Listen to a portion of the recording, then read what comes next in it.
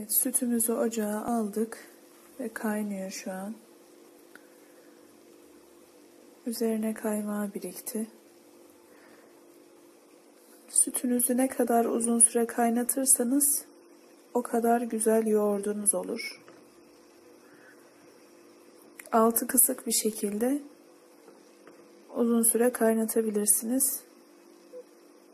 İçine de bir tane şöyle tahta kaşık koyarsanız altı kısık olduğunda sütünüz hiçbir şekilde taşmaz. Evet, gördüğünüz gibi sütümüz kaynıyor ama taşmıyor.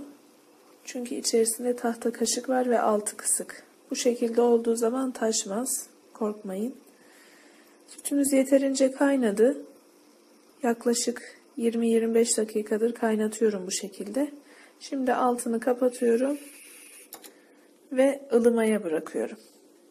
Sütümüz istenilen sıcaklığa geldi mi onu kontrol edeceğiz. Bunun için serçe parmağımızla bir parmak testi yapmamız gerekiyor.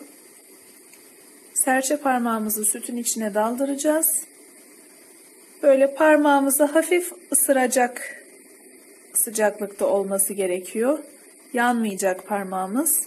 Bebeklerin banyo suyunu buna örnek olarak gösterebiliriz.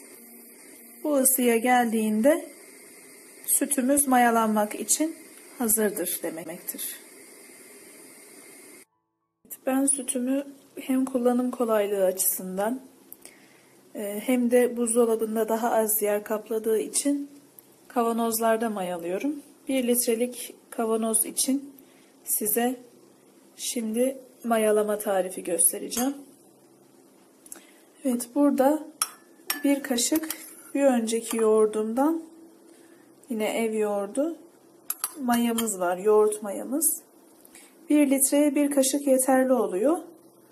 Buna biraz bu mayalayacağım sütten ısısını değiştirme adına mayalayacağım sütten ekliyorum. Eğer yoğurt mayanız tatlı ise bir çimdik tuz ekleyebilirsiniz. Eğer ekşi ise de genelde yoğurdun sonuna denk geldiği için eğer ekşi ise de yarım çay kaşığı toz şeker ekleyip karıştırabilirsiniz. Ben eklemiyorum. Şu an ideal. Sizin zevkinize kalmış. Evet. Mayalanacak mayamız hazır. Mayamı ekliyorum.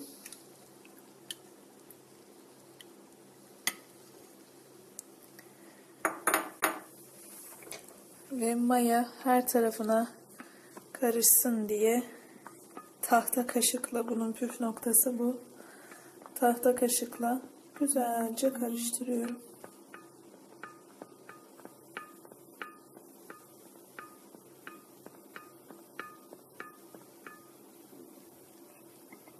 Evet. Bu şekilde yoğurdumuzu mayalamaya hazırladık. Üzerine temiz kuru bir bez kapatıyoruz. Ben bu şekilde fırına koyuyorum. Fırın tabii ki yanmayan fırın. Soğuk fırın olacak. Fırının kapağı kapatıldığı zaman zaten hava almayacağı için tekrardan yoğurdumuzun ağzını kapatıp sarmamıza gerek yok. Bu şekilde mayalandığında çok nefis, lezzetli bir yoğurdumuz olacak inşallah. Evet, yoğurdum mayalandı. Bunun için yoğurdumu 6 saat fırında mayaladıktan sonra bir gün boyunca da yine kapağı açık bir şekilde buzdolabında beklettim. Ve şu an ertesi gün yoğurdumun kıvamına bakalım. Ağzı açık olması yoğurdun sulanmaması açısından önemli. Bakıyorum şimdi.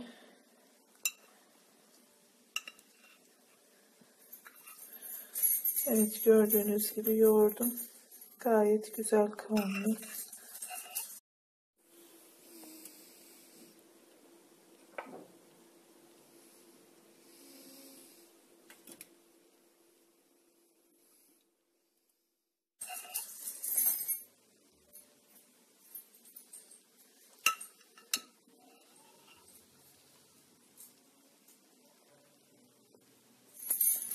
Afiyet olsun.